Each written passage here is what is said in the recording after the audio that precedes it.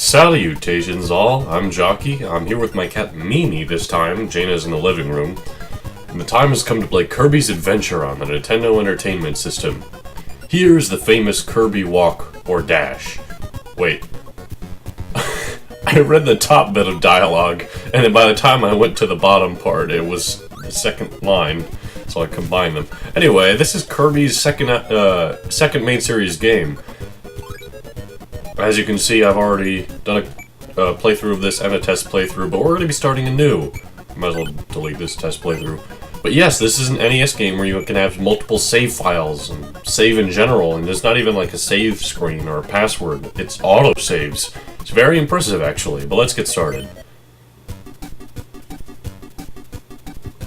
And just like Kirby's Dreamland, we have the intro animation. Even more charming this time, like the sword went and got stuck in the Kirby's Adventure logo down there. That's great. But instead of just entering us into a level, well, it is a level, but instead of entering us to just a simple stage, it entered us into a world where there's multiple levels to choose from now. That's because this game is way bigger than the likes of Kirby's Dreamland. And one other main difference, aside from being colorful and bigger and in every way, is that Kirby now has this famous copy ability. If we go ahead and inhale this enemy and swallow him, we now have, when we push the B button instead of inhaling, we have the spark ability, which is what this guy does. That's why it's called the copy abilities, because we copy what the enemy we swallow does. Granted, not every enemy works with it. Oh, and if we get hit, it flies out and we have a chance to get it back, or we can choose not to.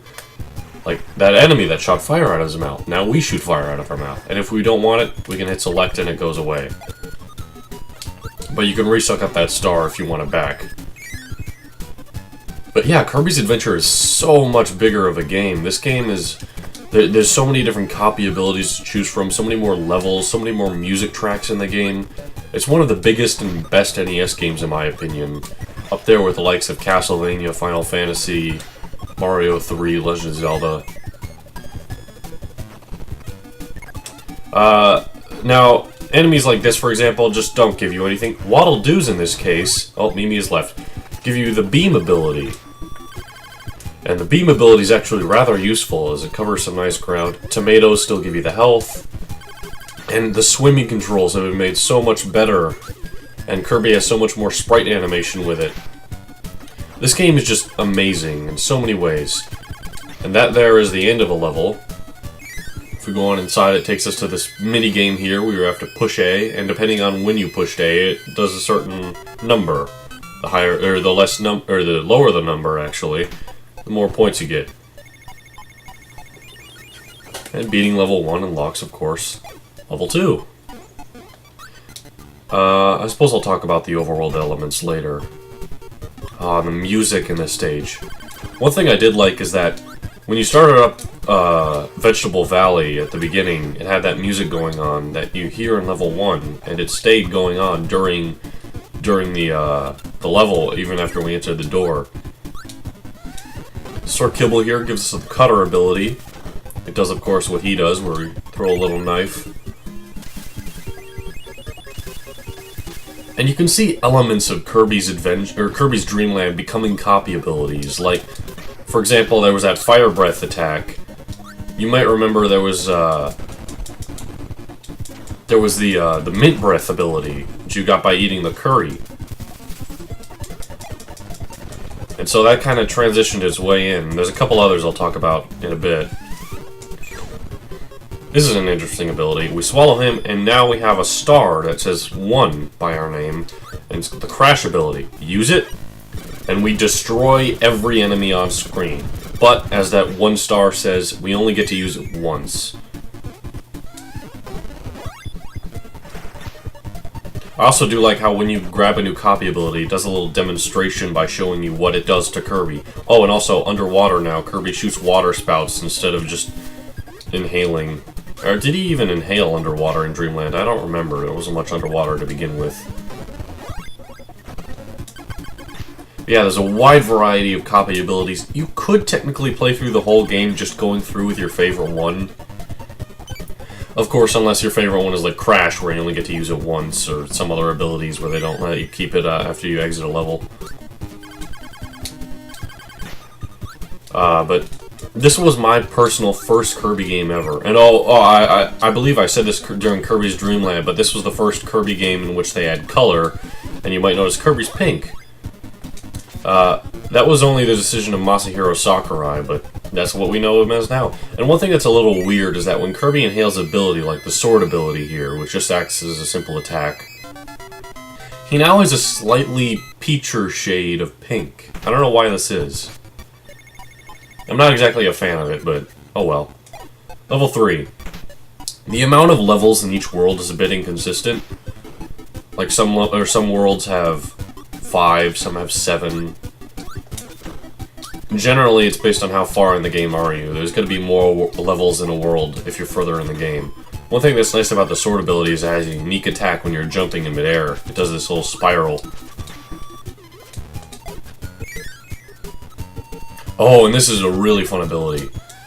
So these guys give us the fireball ability. Not the fire ability, which just shoots fire breath. The fireball ability allows us to charge forward, and it's really fun.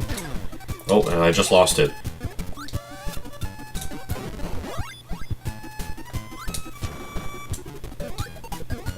You can do it in midair, which is really fun, and it keeps us completely safe from enemies.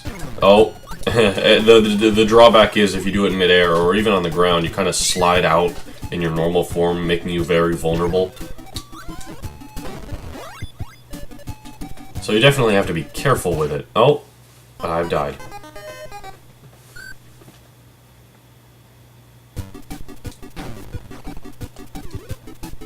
Some enemies return and don't give you any new abilities, like, I think these fish enemies were in the first game.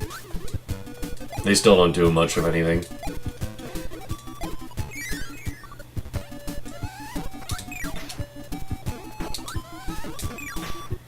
The enemies who give you the fireball ability, I believe, are brand new. A lot of abilities are brand new with new enemies. I don't think there are any new enemies introduced that don't give you an ability, although I might be wrong about that.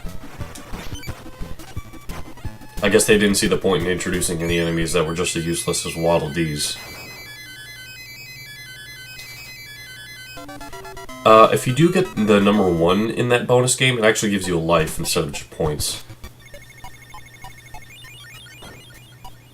Alright, on to level 4. Level 4 starts us off with a mini-boss. It's Mr. Frosty. He's pretty easy. Yup, that's it. But if we suck him up, we get the freeze ability, which acts as a shield, and I love how Kirby is this icy white color when he has the freeze ability. But the interesting thing about the freeze ability is different than the spark abilities. Unlike the spark ability, which just kills enemies around you, the freeze ability turns them into ice blocks you can then push into other enemies.